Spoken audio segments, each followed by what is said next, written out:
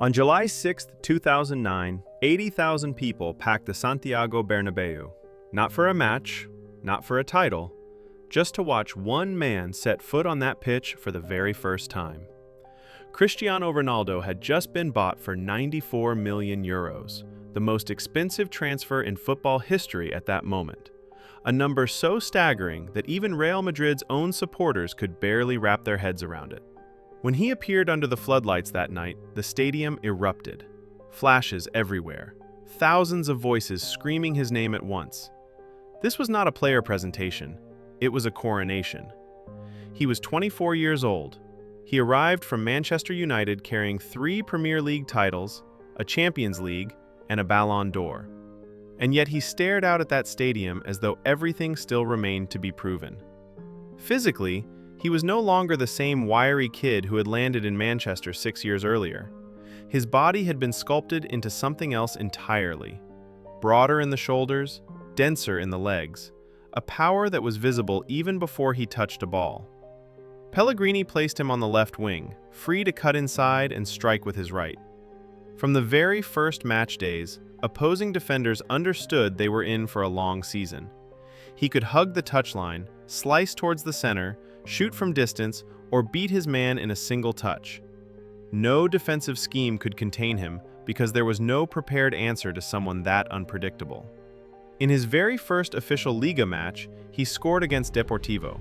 Then in the next, then again, and again. 4 consecutive league games with a goal, something no Real Madrid player had ever done before him. In the Champions League, the same rhythm. The Bernabeu stands were beginning to grasp that they were watching something they had never seen before. Then in October, an ankle sprain kept him off the pitch for 7 weeks. And that's when Madrid understood something important. Without him, the team was no longer the same. They played. They no longer frightened anyone.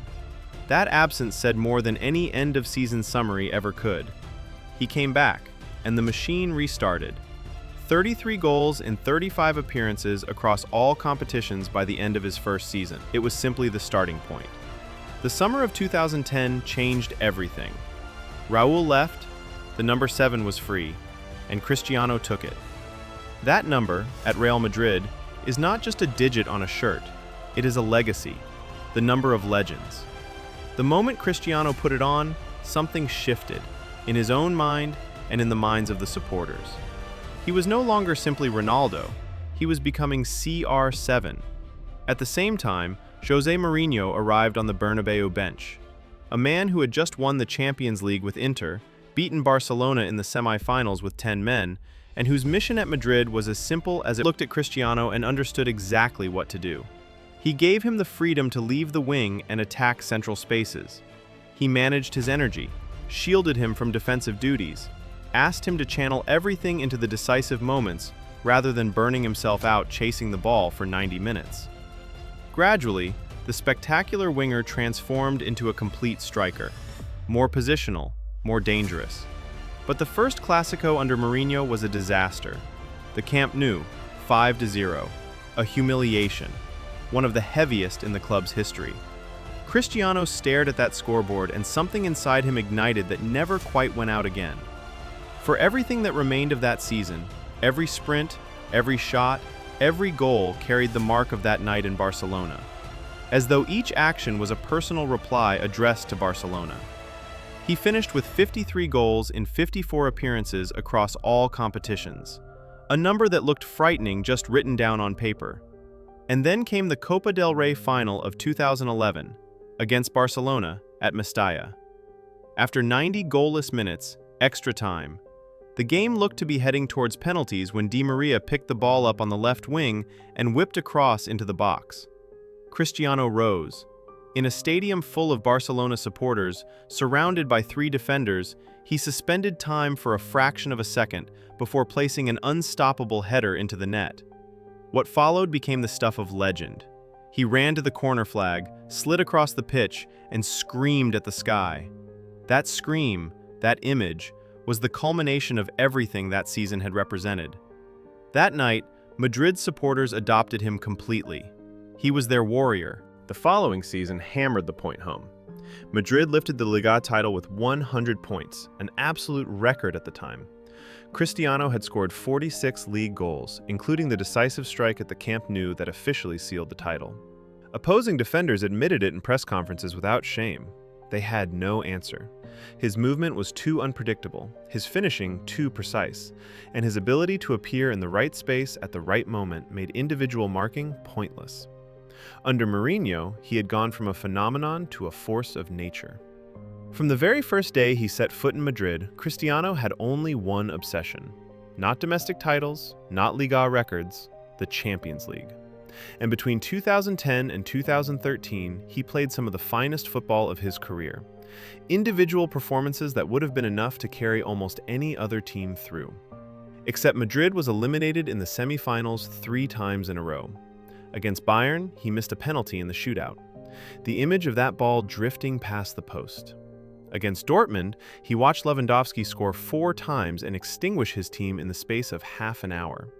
The pain written across his face after those eliminations was not for the cameras. He hated losing with an intensity that few players reach over an entire career. But those 3 years did something unexpected. They accelerated his transformation. Under Mourinho first, then under Ancelotti, Cristiano gradually shed the instincts of a winger. No more lung-busting runs the full length of the pitch. He learned to read spaces differently. His movements became sharper. And then the 2013-14 season arrived. Ancelotti replaced Mourinho.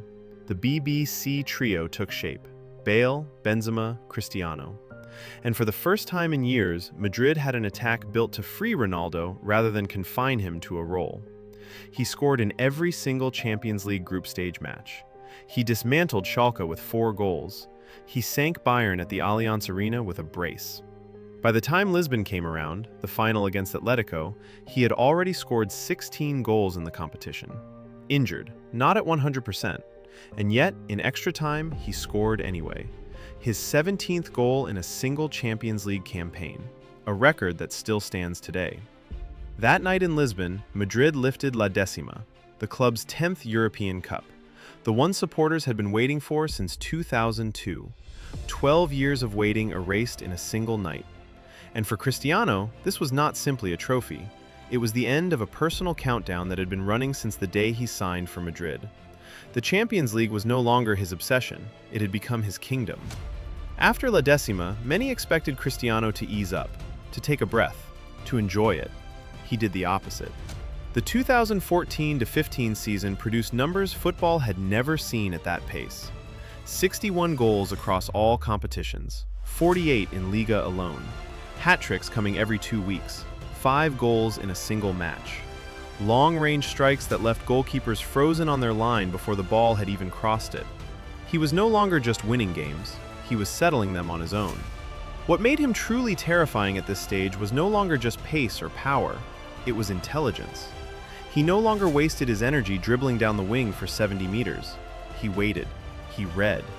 And when the space opened, he arrived half a second before anyone else, capable of finishing with either foot, with a leap in the air that defenders could not mathematically deal with. Defending against him had become an equation with no solution. If opponents pushed high, he caught them in behind. If they dropped deep, he found the space to shoot from distance. There was no right answer. Yet despite those historic numbers, Barca's MSN, Messi, Suarez, Neymar, swept everything that year. A treble. Madrid were knocked out in the semi-finals. The genius of one man, even at Cristiano's level, was not always enough to carry an entire team to the end. It was a brutal reminder that football, at the very highest level, is never won alone. Then Zidane arrived in January 2016 to replace Benitez, and something shifted in how Cristiano was used. Zidane had understood what many managers before him had missed. You do not ask Ronaldo to cover every blade of grass across an entire wing for 90 minutes. You protect his legs, focus his energy, and unleash him when it truly matters. Ronaldo still finished that season with 51 goals in 48 appearances. And in Europe, he became unstoppable in the knockout rounds. A hat-trick against Wolfsburg to turn around a tie that had seemed lost, the decisive goal in the semi-final, and the final penalty against Atletico in Milan to bring home an 11th European Cup. The following season, 2016-17, was the perfect proof of what Zidane had built. Cristiano had started slowly in the Liga.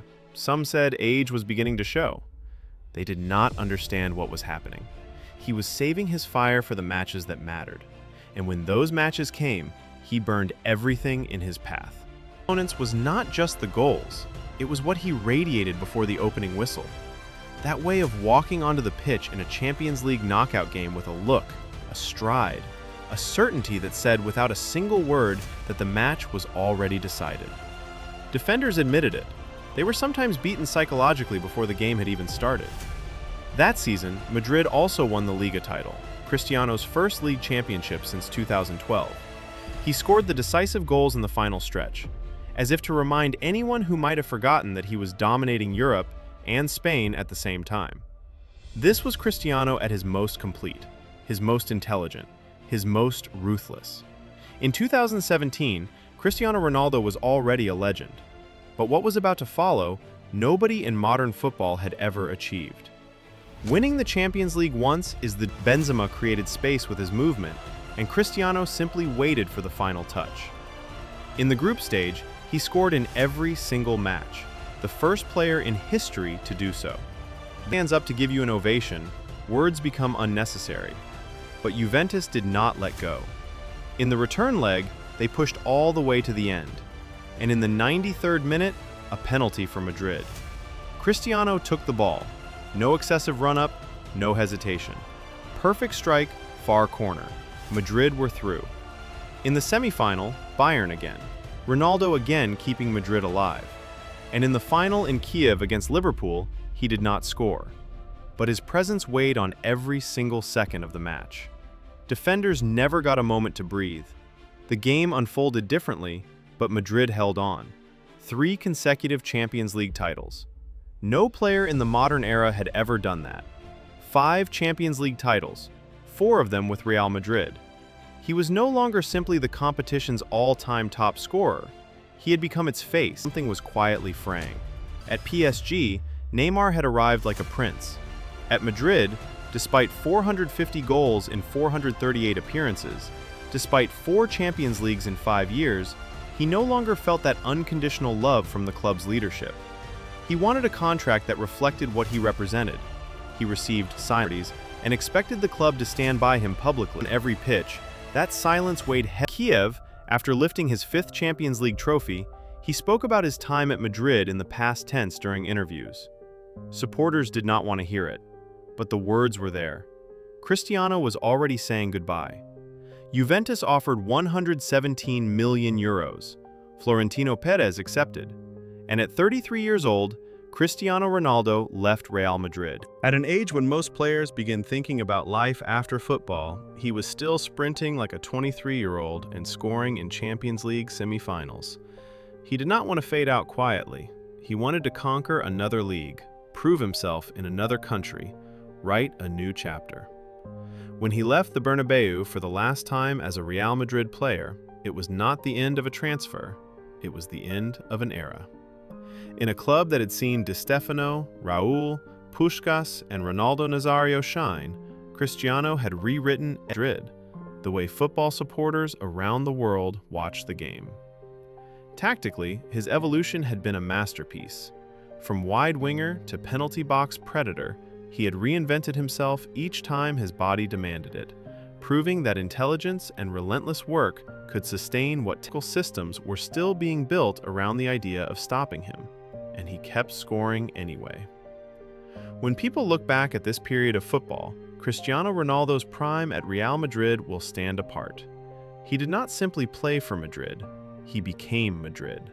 And even after his departure, the echo of his goals, his celebrations, and his nights of glory still resonates through the stands of the Bernabeu.